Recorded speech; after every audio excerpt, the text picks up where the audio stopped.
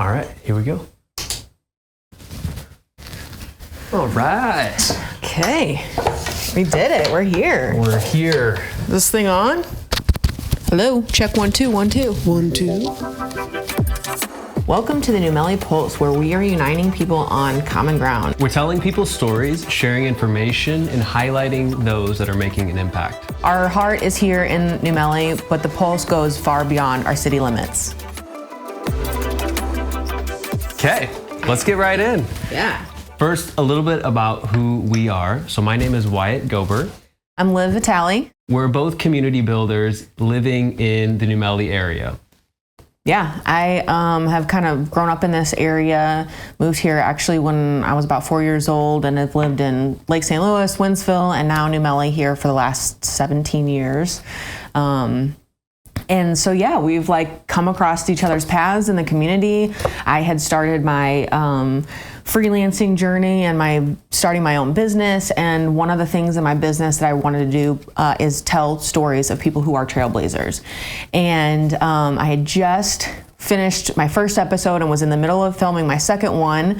And that's how Wyatt and I got connected. I was interviewing Darlene and Ryan Smith of Lucky Dog Farm.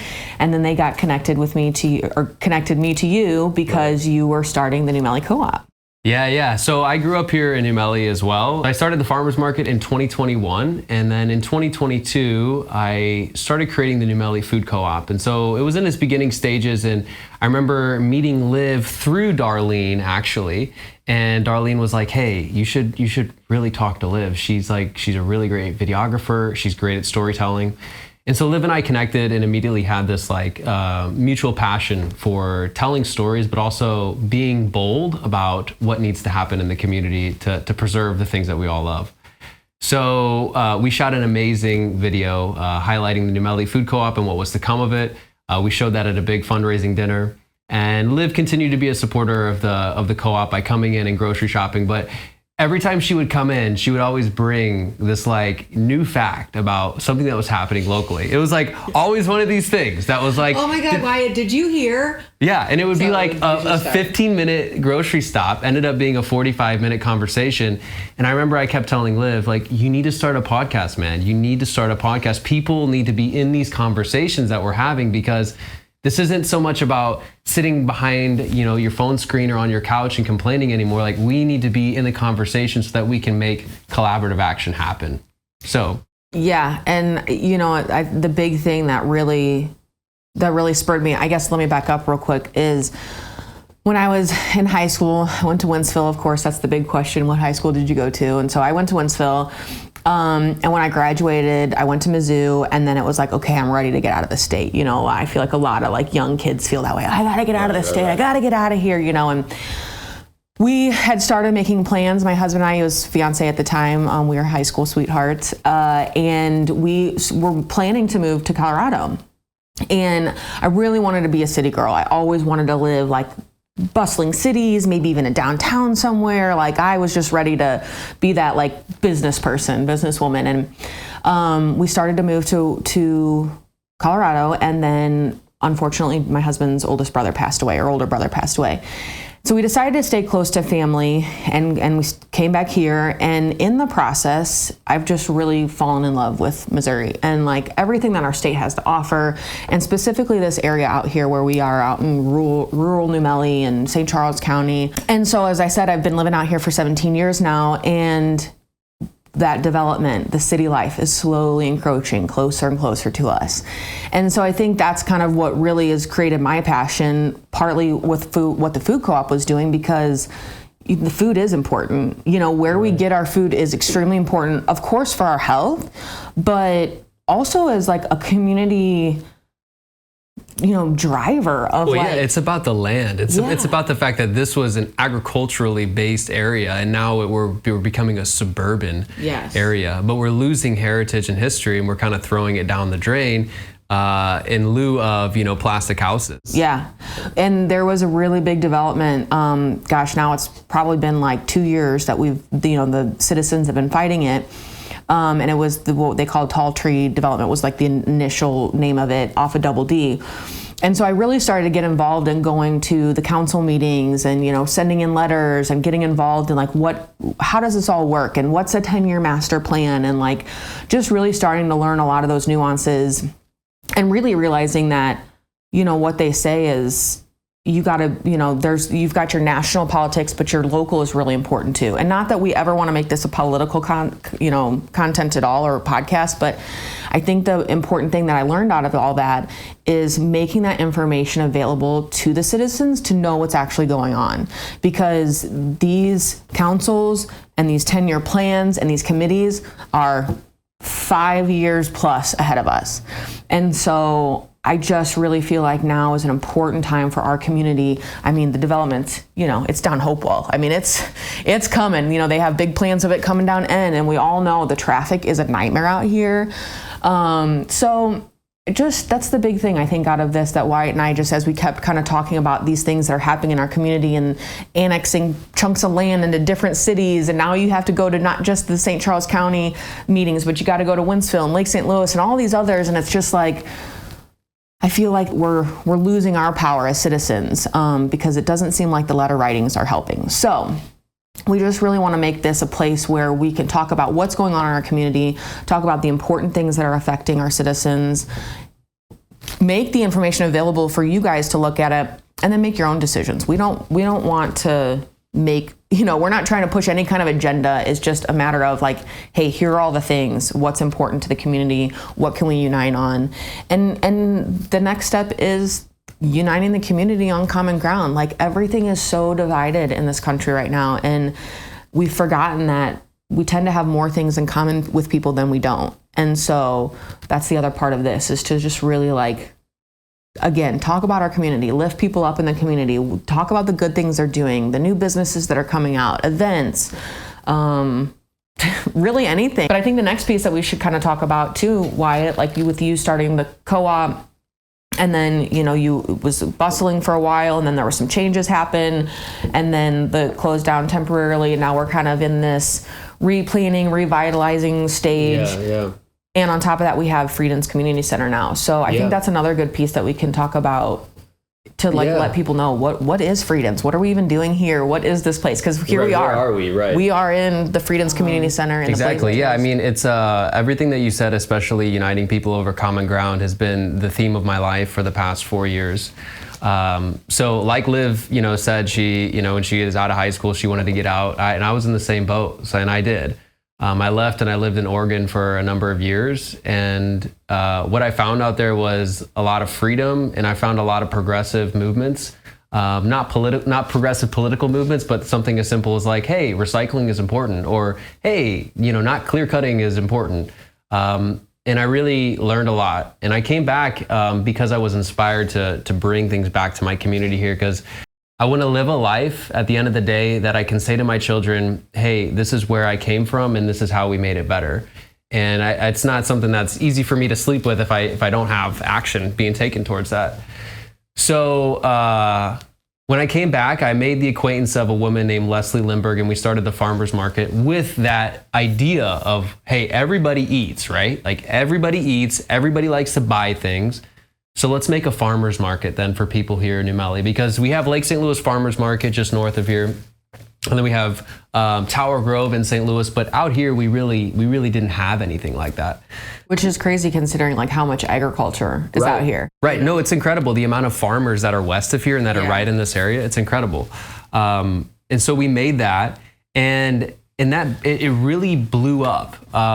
We didn't have the attendance that Lake St. Louis or Tower Grove have, but what we did have was we had undying community support. And we saw that in the Facebook feeds, we saw that in the people that would come up to us. And so that was a spark for me that, hey, there's more here. There's more here to this story that needs to be told. And so I started thinking, and I in my mind, I thought, well, what can I do more? And I thought, well, this is 1 day a week. How about let's make it more days? Let's make it every day of the week.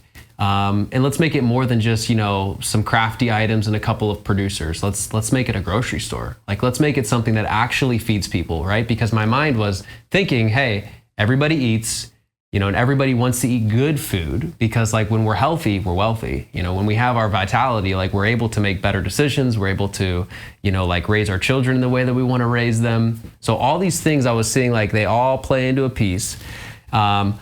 Also comes in the land development piece. When more people recognize and realize, hey, it's important that my food is grown locally, I start looking at the patch of grass across the street with a different lens instead of just looking at it as real estate. I start to think, hey, maybe I can grow food for my family there.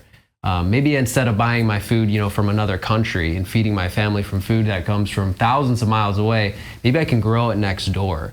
Maybe that's a better decision for me to make. Maybe that's the wisest thing I can do right now. Instead of buying another boat or another car, maybe I can just grow my family's food. And so that was the inspiration behind the co-op. And what we did was we created a grocery store. We started renting from Friedens United Church of Christ that was here, which is actually the original owners of the building that we're in. It was an amazing relationship, and we're incredibly grateful for the stepping stone that they laid for us. And over the year and a half period, the co-op evolved into being a bustling little grocery store. Eventually, we had to close because we had a lack of foot traffic from the local people here. We did our best to market and to come up with sales, but ultimately the volunteer efforts keeping the thing going, it wasn't sustainable enough. So, and there was a little more to that story, which we can share. We can get it. That's a whole nother episode. But there were some other things that came into play too, with like what kind of products you could offer, and that were huge staples too. Yeah. I mean, just in short summary, like we prioritized having like pure whole food, and so one of the things was raw milk. And people, there's a lot of taboo about raw milk. A fun fact for people is milk was just recently pasteurized, like less than, I think maybe it was 100 years ago when it became like standardized that it's going to be pasteurized and sold in that way. So we've been drinking raw milk for like thousands of years. There's nothing to be afraid of with it. But what happened was we started selling, we were offering that to our members, and I ended up going all the way to circuit court because I was saying, hey, no, I'm allowed to sell this. These are to my private members in this co-op. And I had moms coming in who were getting it for their babies. They didn't want to use formula and things like that. So it was a really challenging place for me to be in, because here I had members who were like, Wyatt, we want these food items. These are really important to us. We can't get these anywhere else. Mm-hmm. And then I had the state saying like, we don't really care, here's the law, follow the law. Like, we're not trying to be mean, but here's the law.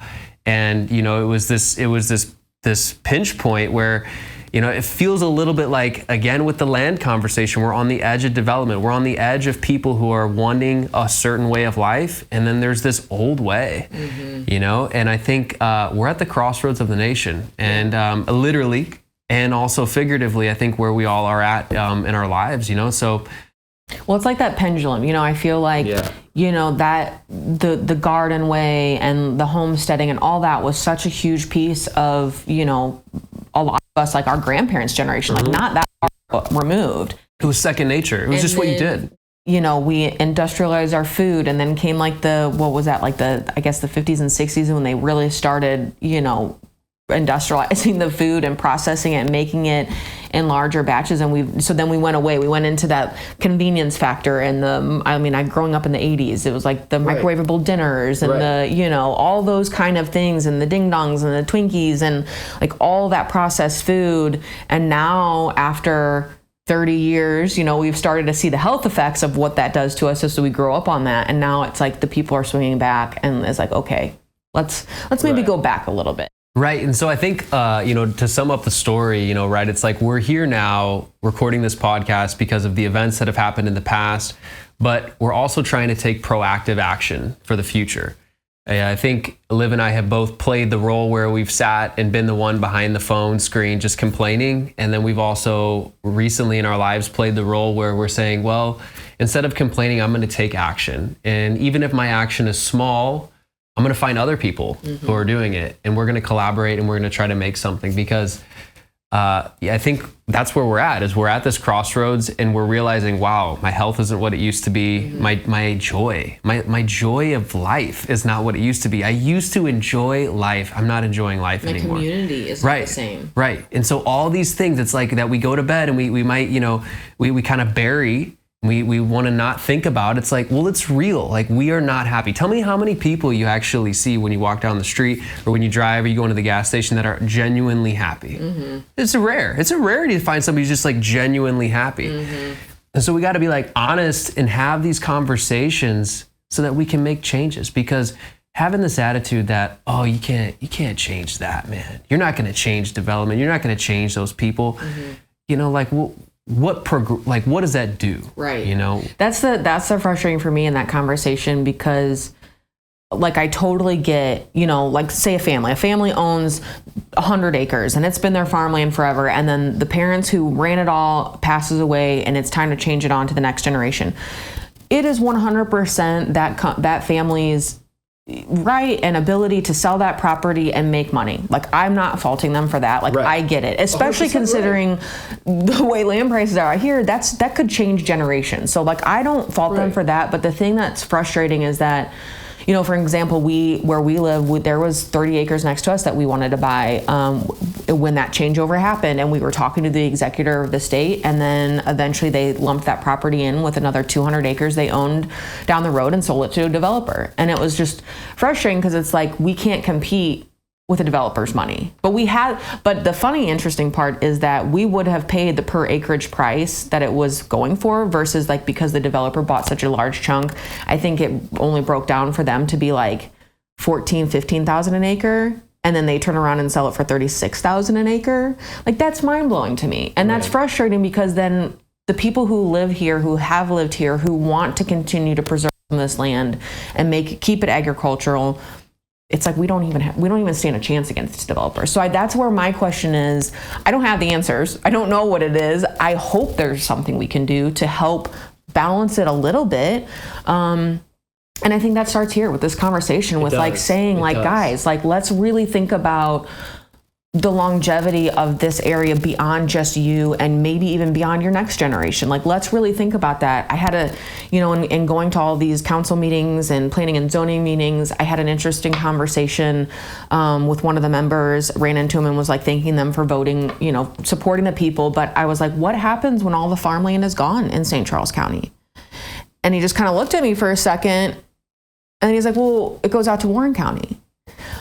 Like, in my mind, I'm like, but wait a minute, so you're now putting that on the other county, and you're saying our county we're just going to develop every square inch we've got. Like, there's no, like, to me, that's just like so short-sighted. It is so short-sighted.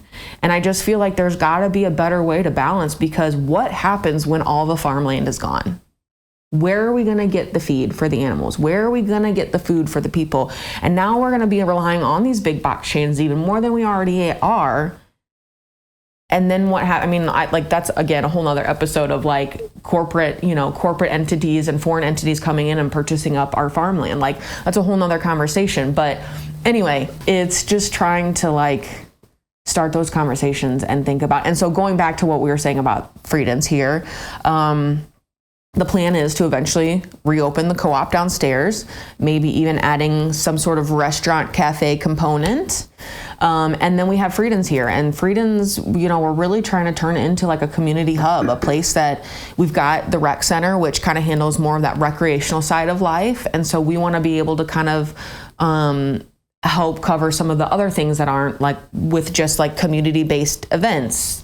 We just recently started yoga, but we have big ideas for more things, you know, maybe starting even clubs, like creating a place where younger kids can come on a Friday night and hang out. We want to be able to give kids places and adults places to come to create community and have community. Well, yeah, I think it goes back to what you were saying, that like it starts with the conversation, you know, like that's what the point of this podcast is. And we've both experienced what it's like when more than one person is joining forces to do something. Mm-hmm. It's like 5 people on our board, all volunteering, but like we're making this thing happen. Yeah. Somehow the money comes in, somehow the bills get paid, but it's because that there is something more that goes on when 2 or more gather together. There's something that happens there. And so this podcast is our way of kind of like inviting everybody to be a part of the conversation. The point here, and the point of FCC, and the point of all of the work that Liv and I combined, if we could sum it up all into one word, it's just to grow community. Like that is the purpose. You know, we're not here to have debates, we're here to have conversations. And when we can do that in a way where we respect our neighbor and we look at our neighbor as a cherished gift, right? Like those people are the people who are gonna come in and notify you, hey, your barn's on fire. You know, and we used to build barns together, right? Like we used to be like, hey, I need to build something. Y'all want to help me out? And it would be like 20 guys out there and they'd get it done in a day. And we've kind of like retroactively stepped back. Really, I've noticed it since, since COVID a little bit. It's like we've really stayed isolated a little bit. And we've not like re-embraced this attitude of, hey, I need something. And the community just rushes to help.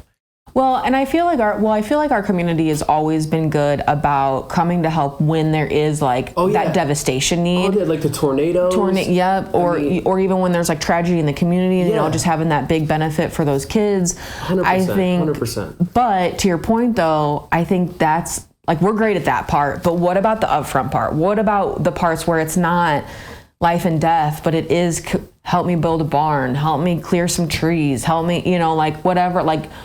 Well, it's sad that we have to be brought to the edge to remember the things that are important to us. Right. Like, isn't that kind of sad, right? It's like, shouldn't we be able to wake up and be like, this is important to me? But it's sometimes like it's taken, all of us have experienced death in our lives, and it brought us closer to truth a lot of times, brought us closer to what's important. We realized maybe I should spend more time with my family. Maybe I should forget this job that's sucking my soul. Right. But we had to experience that. And if that's what we need, then that's what we need. But I think that we don't need to bring ourselves to tragedy to be a community, to see that. I remember it was about a year ago, and something had happened, and there was a big benefit dinner. There was a big benefit dinner at Daniel Boone, and I remember afterwards, one of our board members, she was like, "It was so cool, Wyatt. It was so cool to see all these people come out and just serve." And she told me, she's like, I just wish it could be like that more often. Right. It's like, why does it have to be this time when it's like, oh, it's sad and there's pain in the air. Yeah. And then it's like, okay, the event's done. And then it's like, let's wait for another painful event to bring us together. It's like, what if it's a good event? Right. What if we can do something that's proactive action towards change? And that's exactly what we are trying to do here, and to build and to create that space. And just really connect, because we aren't living necessarily in houses that are right next door to each other. We might have a couple acres in between our neighbor, but being able to have a place where we can gather, we can connect, we can provide office spaces for our local entrepreneurs that might need to get away and not go to a local coffee shop. We've got this beautiful sanctuary area for events or yoga or dances. I mean, weddings, like anything there. So yeah, I think I like how you put that, because that is so true. And if we can create more community around the everyday, then we only continue to lift each other up. And it makes me think of this TikTok I saw a couple days ago, and it was a woman talking about community and talking about the importance of participating in it. Right. Like, you can't just want community, you have to participate. And that does mean maybe volunteering some time, or that does mean like you have an elderly neighbor who's really suffering and can't get all of their landscaping done. Maybe go help pull some weeds, like just that little stuff, like getting back to those thoughtful things that. Right. Well, and it's important that we, set the tone that there's so many people who are in the community.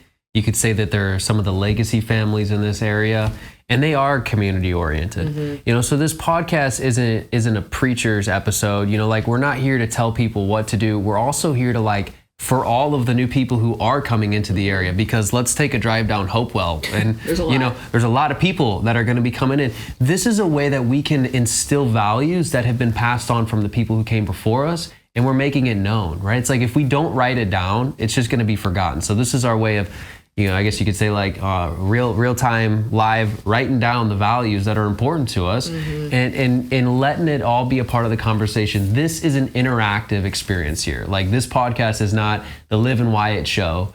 this is the community show. So we want to hear what you want us to talk about. We want to hear the current news. We want to hear the stories. We want to hear about your business. We want to promote your business. We want to promote all of your initiatives and your events. If you decide to do a trash pickup, let's talk about it. If you decide to, host some cool event, let's talk about it. That's what this podcast is for. It's not, if we get to a point to where we fill up with content, then we'll start recording more episodes per week. And then of course here at Friedens, we are ready to start getting more people in the community involved to help. So if you're super passionate about a certain type of event or just wanting to help build a community hub here, please reach out. We're ready, because like Wyatt said, there's 5 of us on the board, and we all have our own jobs, and we all have our own businesses, and we all have our own families, and so this is a big ship to steer with just 5 of us, and we have some really big dreams, but we're going to need the community's help with that. In these episodes, we're always going to end with also highlighting, current events that are going on in the area. And so we do have some, I think Liv's got a list. I think she's got a list of what's happening. New Melle Serve Day is going to be Saturday, April 26th at 9 a.m. It is on New Melle 411, posted under Pioneering Counseling. And so there is an event where you can sign up. We also have listed here at Friedens, we've started yoga. So we're going to have that right now. It's going to be bi-week. Is that right? Bi-weekly, yeah. Bi-weekly, so every other week. Our goal is to get it weekly, also maybe even multiple times a week, but we do need more yoga instructors. Right now we just have one yoga instructor, Amy, who is handling those Thursday events. But if you are a yoga instructor that's certified, or you're working on getting your certification and need to have some community classes, we would love to have you come teach. We have that April 10th and April 24th. It's from 6 p.m. to 7 p.m., $10. Really cheap, great price for dropping in, pay at the door or pay ahead of time. We also have the New Melle Passion Play, which they have been using our area to practice. They've been practicing for a couple months now, so that's super exciting that they're getting close. There will have an event on, one of the showings is Saturday, April 12th from 7 to 9, and then Sunday, April 13th will be 2 showings, one from 2 to 4 and one from 4:30 to 6:30. So make sure you show up and go support your local actors and actresses. And then the last thing I have on here right now is the New Melle Chamber of Commerce Easter Egg Hunt. That's a huge New Melle event. That is April 19th at 10 a.m. And I know that I haven't been in a couple years. My kid's a little bit older, but I know when we did go, it was a lot of fun. And I think they break it up into different groups for the kids' ages, they have raffles, and it's just a fun day. So some things happening here in New Melle. We'll have hopefully some more to share next episode, especially when you guys start sending us in more ideas. Yeah, you can head over to newmellepulse.news. There'll be a way for you to submit content there. We're always going to post these episodes on Facebook. You should be able to find them on Spotify, Apple Music, whatever podcast platform you prefer. And we want to hear what you want to talk about. Bring up those issues, but also share some cool information. If you have a piece of hidden history about New Melle that you want to share, please send us in some photos. We'll put them on screen for people to watch. The point here is that we all walk away a little bit more inspired and a little bit more capable to work together towards a common goal. Ooh, it was close. I got close to getting a good tagline. Close. Yeah, you did. First great episode. Thank you guys so much for joining us. Be sure to, like Wyatt said, follow us, share, subscribe, all the things. And we'll catch you next week. Thanks so much. Bye for now. Did it. Cheers. Sounds good.